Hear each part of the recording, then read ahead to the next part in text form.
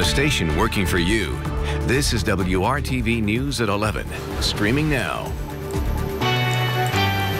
And new tonight, plans for a large apartment complex in downtown Indianapolis have been dropped. Good evening, I'm Amanda Starrentino. And I'm Mark Mullins. Stopping downtown development is usually not something that is celebrated, but in this case, the decision comes after weeks of outcry from community leaders dedicated to preserving history. This is one of the largest, most intact black neighborhoods in the country. Tonight, the organizers who want to reclaim and reimagine Indiana Avenue are telling WRTV's Cameron Riddle what they want to see built in the future to honor the past. On Indiana Avenue, there is excitement, energy, and passion from grassroots organizers determined to reclaim the area. I was just overwhelmed with emotion. Excitement for the possibilities, right? Mallory Irvin and Jeff Williams are among the loud voices who pushed back against plans from local development group Buckingham Companies to build a large apartment building with a parking garage and retail space directly between the Indianapolis Urban League office and the Madam Walker Legacy Center.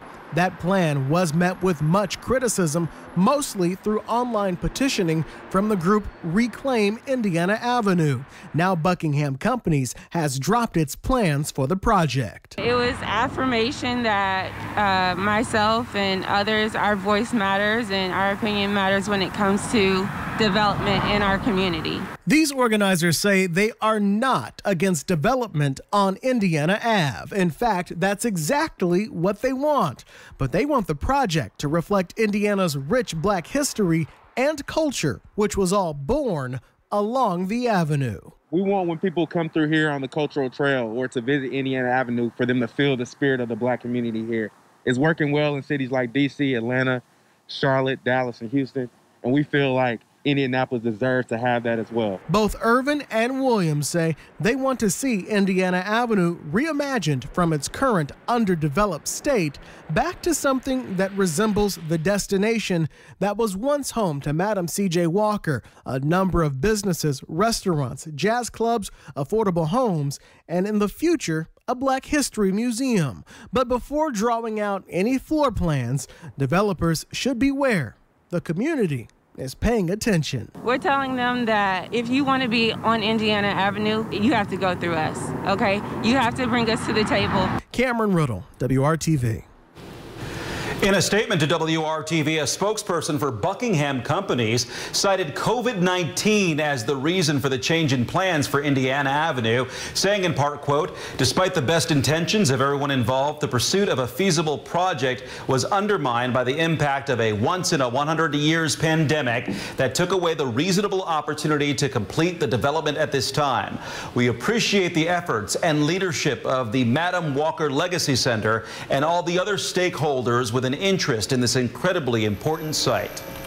Now to the latest on the pandemic in Indiana. The strain on hospitals continues to grow. Hospitals around the state are treating 3,219 COVID patients, according to the latest update from the State Department of Health.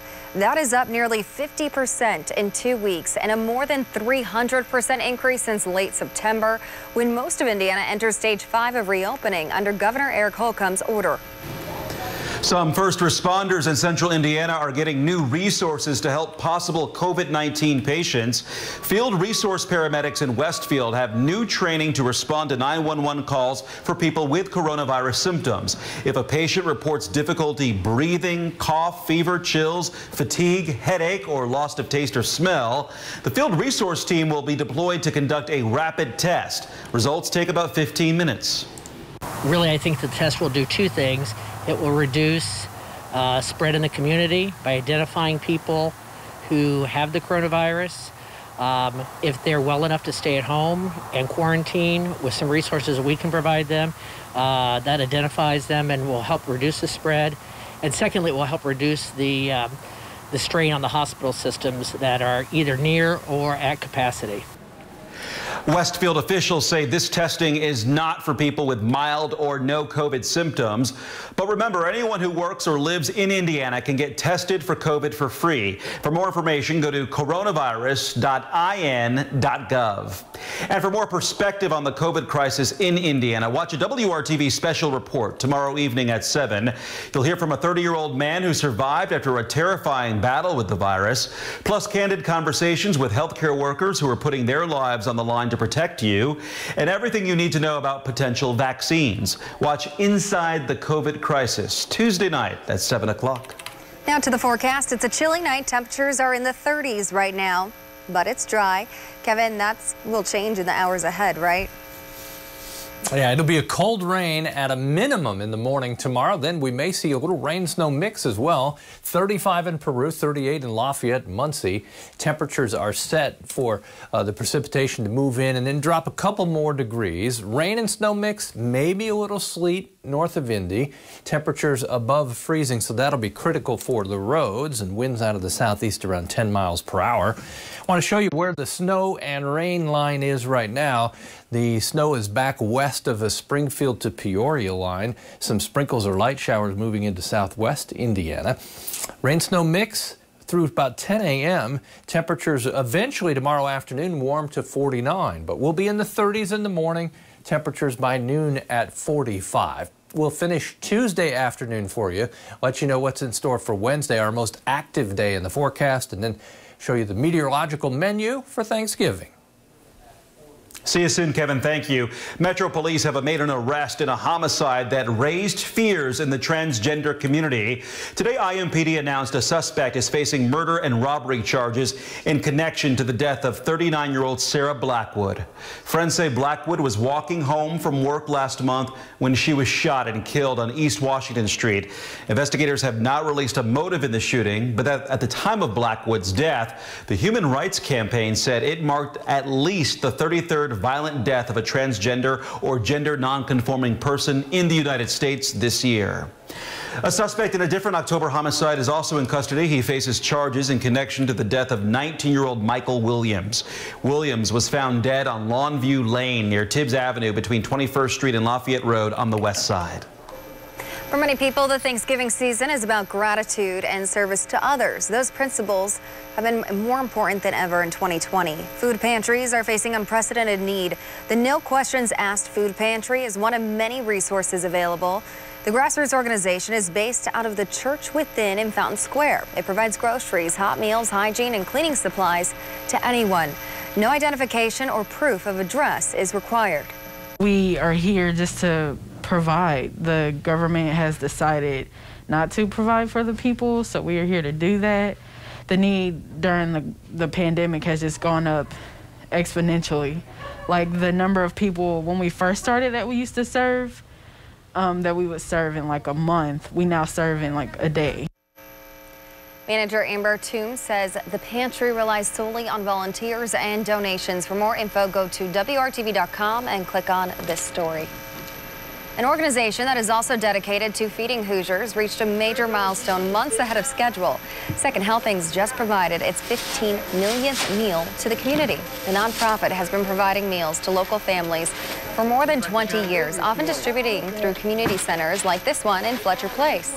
Leaders say the need leveled off for a bit over the summer, but it's climbing again, and there's no sign of a slowdown. Many of those folks have never had needed help, never had to go to a food pantry, never had to ask for assistance, and yet they have to look at their kids each day and make sure those kids are fed. Second Helpings is on track to serve 1 million meals this year alone.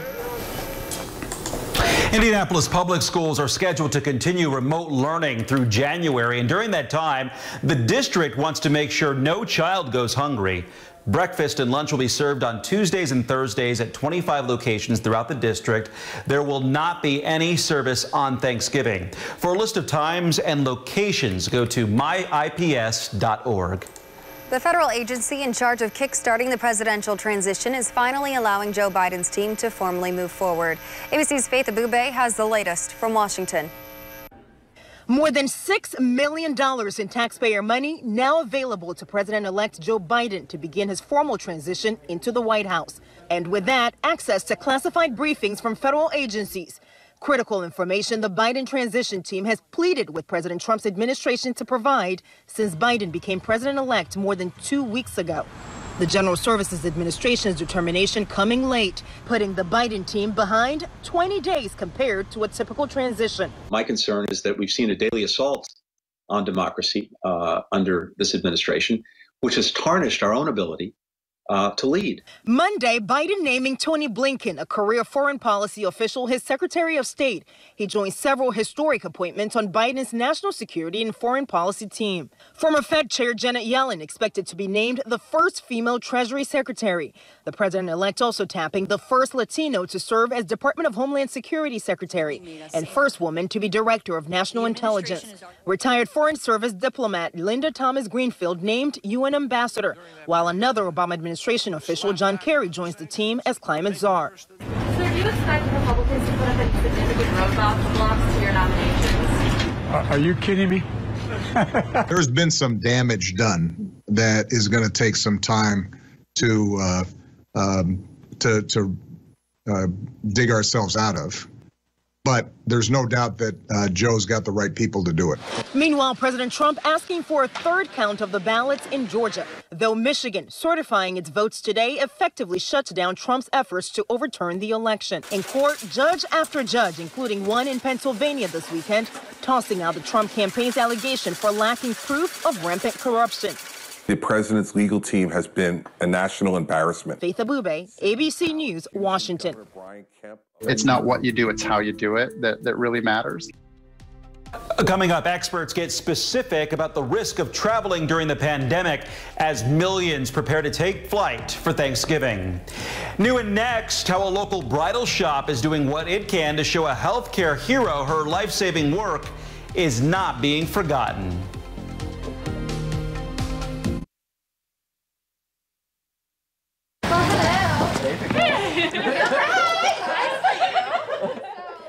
Well, just a few hours ago, a Hoosier healthcare hero got a sweet surprise at the beginning of her shift at Ascension St. Vincent Hospital.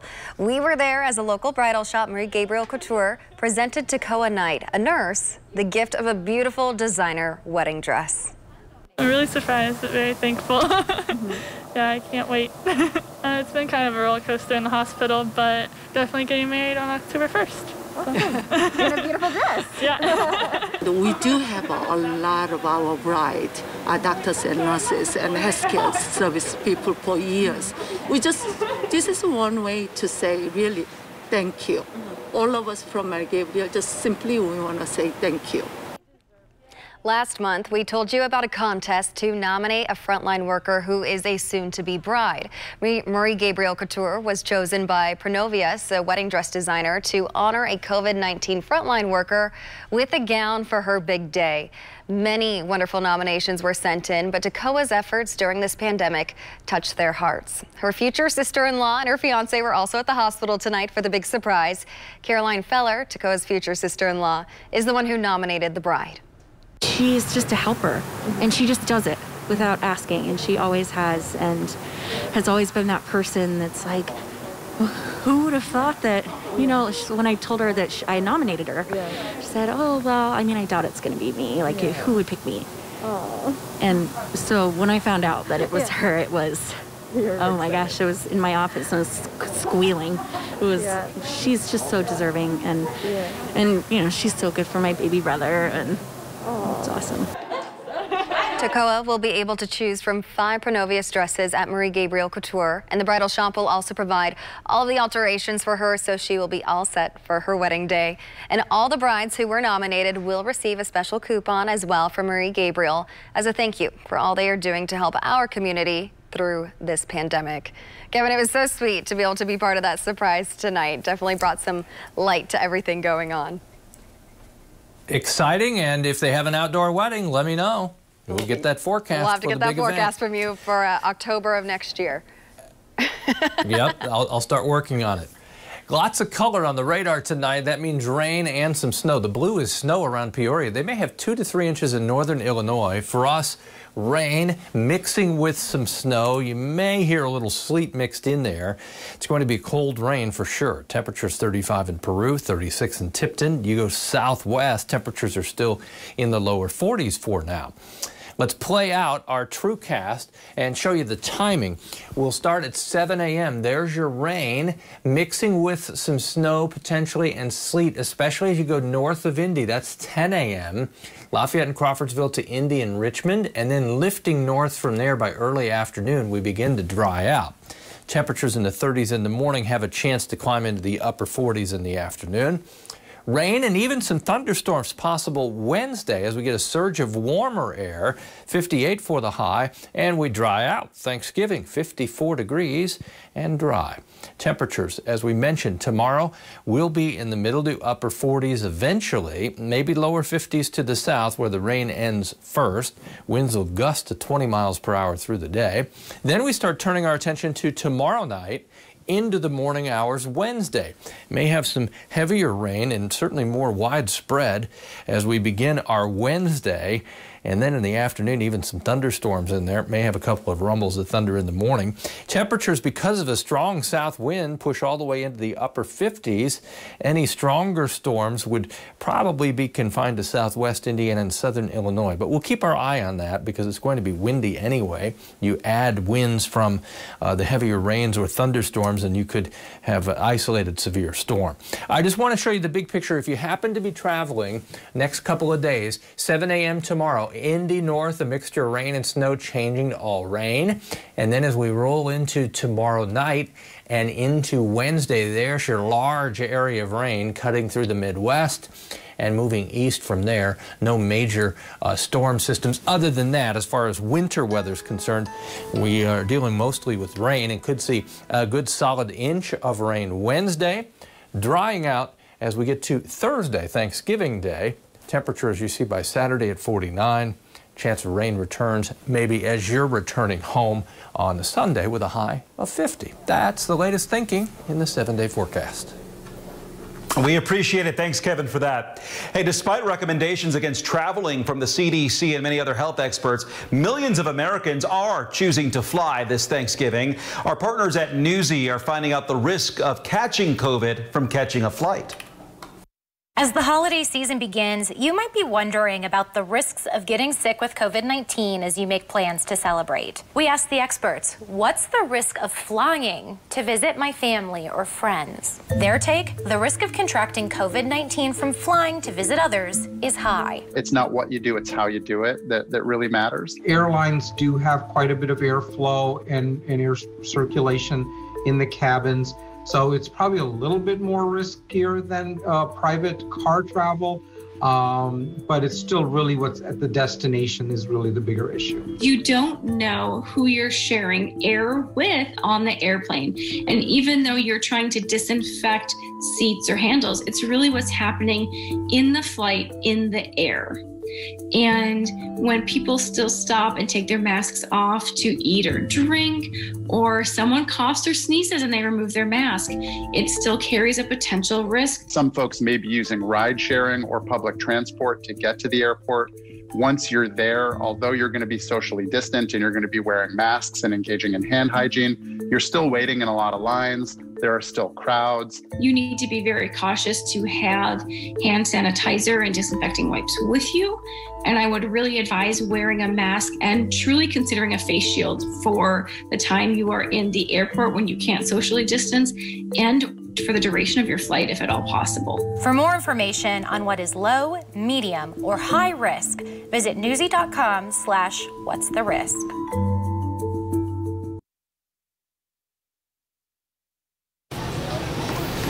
Indianapolis Colts players are going above and beyond to help feed the community ahead of Thanksgiving. This evening, team members handed out groceries at the Edna Martin Christian Center in the Martindale-Brightwood neighborhood.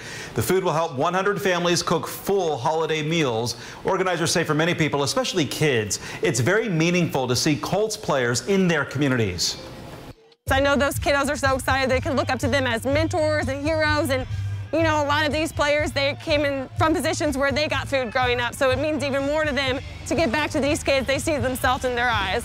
Everyone's excited to see Colts players, so it's kind of a little bit of fun. So we played music, and just we have families who like genuinely needed this like light of just happiness and joy in the middle of this pandemic.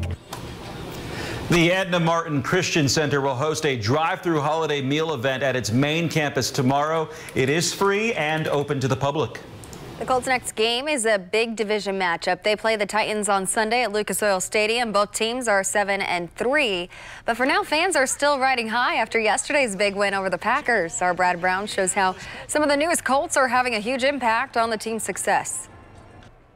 Sunday's matchup put a ton of focus on a pair of surefire Hall of Fame quarterbacks. Aaron Rodgers and Phillip Rivers did not disappoint, each throwing 3 touchdown passes. But at the end, it was the Colts getting the W, and it was largely due to some spectacular performances by their rookies. The new guys, well, they're fitting in here just fine. I think we have a cool mix of veterans and kind of the middle of career guys and then young guys. It's a nice mix. And the thing with us, I think it starts with Frank and then it filters down. Wide receiver Michael Pittman Jr. scored the first touchdown of the game for Indy. It was also the first TD catch of his debut season. Pittman has quickly developed into what feels like the first and sometimes best option for Rivers. It's a resilient group. And again, this is one game. I have to say that every week. It's one game, and we'll start again. Out of the backfield, Jonathan Taylor continues to develop his pro game. 90 yards on 22 carries against the Packers. He had his number called on 5 straight plays in the fourth quarter. Talking to my teammates, especially the running back room, is realizing that, hey, it's the NFL. I mean, it's not college. And, I had that mindset coming in. I understood, college was college. Loved my time there. But now this is a new chapter. There are new challenges, new teams, and you're going to have to overcome them. Safety Julian Blackmon forced the fumble in overtime that would set up the Colts' game-winning score, his 4th forced turnover of the season. Blackman's name is now coming into conversation about being the NFL's Defensive Rookie of the Year. I think the coaches and the staff here, the management, they've all done a really good job in terms of recruiting. I think it's huge on their part, just bringing in guys that, other guys don't see as talented players that can make plays in the NFL, Julian is explosive. He does have that knack, and he is fearless. He continues to make those kind of plays.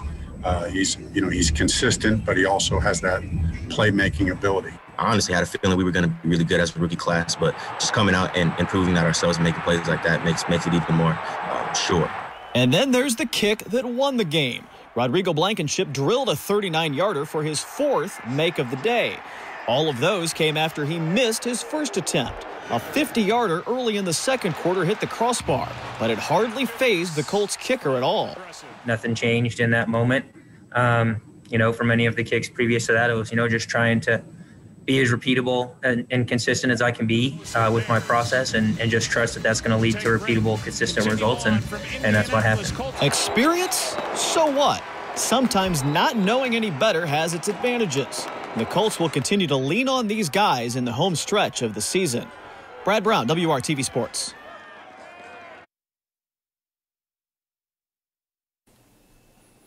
And again, first thing in the morning, rain and some snow mixing together, especially north of a Lafayette to Muncie line at 6 a.m. And you'll see as we go through 8 a.m.